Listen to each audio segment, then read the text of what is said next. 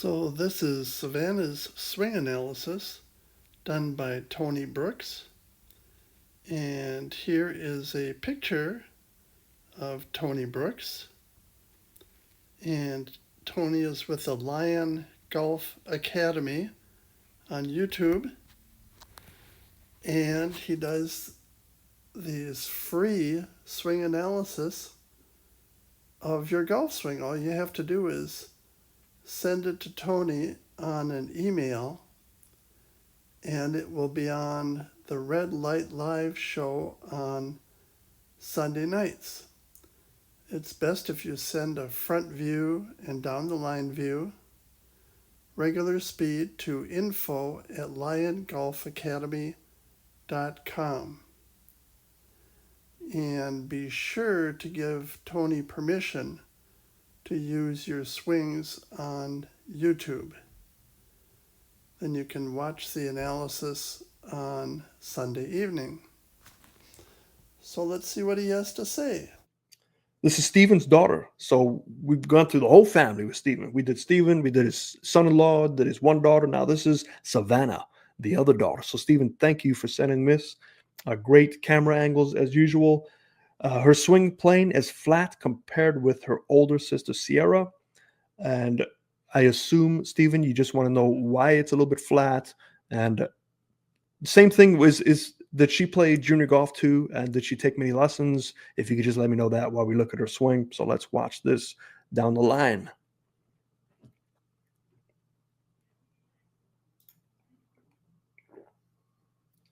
Okay, so there's definitely some room issues.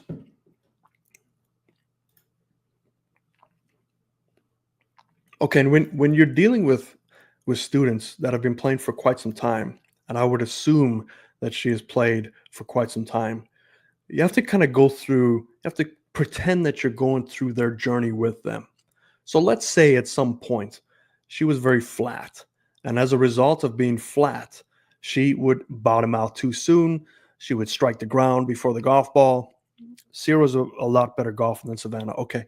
So let's say she were to ground out to the golf ball a lot. So she would have to learn how not to ground out. So maybe part of that was to stand up and get steeper on the way down. So you have to kind of imagine a journey. It's a lot easier when you're dealing with the student face on.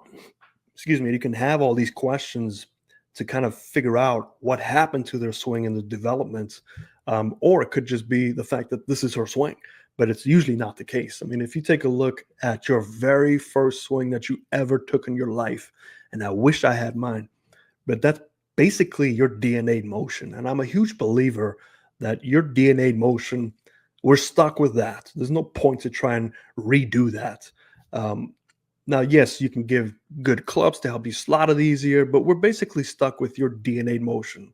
As you grow, children have a DNA motion. As they grow, they get longer arms, and that affects the way they learn to swing. But for the adults, this is what you're stuck with.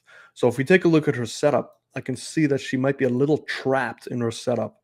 So I say that just because this arm isn't quite as straight as you would like. It's kind of tucked in and trapped.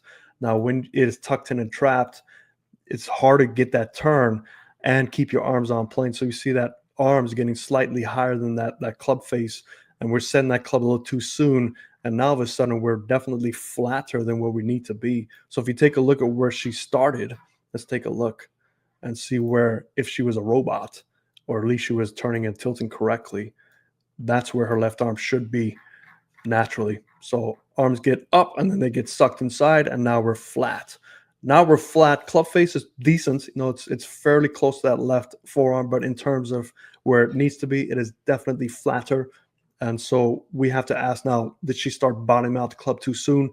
And because of that, did she learn this new move where she starts to push into the golf ball to stand up more? So we see her standing up, and this will help her at least get her hands out a little higher to get a little steepness going on here. And then we start to lose complete rotation, and we're relying on our hands and arms to flip through, and we see a path much higher at exit points because we've stood up and compressed into the golf ball. So these are questions that I kind of go through when I'm looking at somebody, all while just watching them hit golf balls.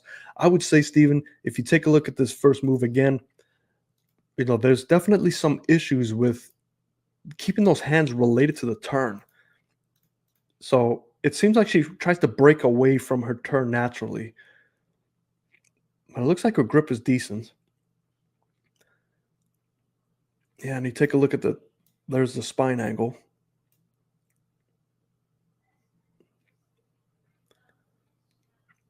See, Savanna looks like Ricky Fowler before Butch Harmon got his, his swing playing to higher a little bit. Yeah, I think you need to just keep her hands deeper at the takeaway.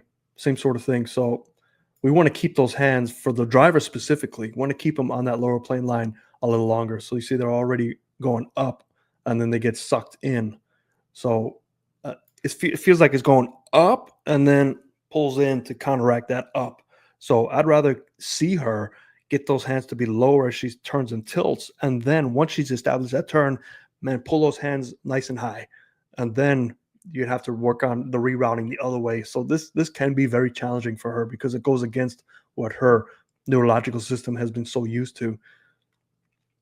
So left arm should be a little bit higher. But you take a look at the triangle check. So let's see what the hands try to do. So yeah, they're trying to fight in there. So the hands do a good job. So now there's a reconnection of the hands to maintain that. So she does a really good job of trying to keep it going down that line, but she's also crashing into the golf ball, which limits her space, and she starts to stand up, which now pushes the hands more out away from you. So there is a path issue here. Um, it's a tough one, Stephen. Do we have the face on? Yeah, we have the face on. Let's take a look. Okay, there's an iron face on. Hey, you see those hands have to scoop through. This one looks a little different though. Yeah, this one could just be a setup thing, Steven. So if you take a look at the ball position, I don't know, this camera's a little bit off, but look at where that ball position is and related to her body. So she tries to turn, and it could be ball position on the driver too. She tries to turn. She's doing a good job here. Hands are out in front of the chest, so there's not a lot of disconnection here. So really good. But then we start to probably crash into the golf ball, and that ball, look how far back it is. It's almost off her whole body.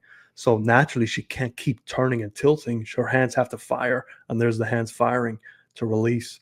So she's kind of just stifled herself.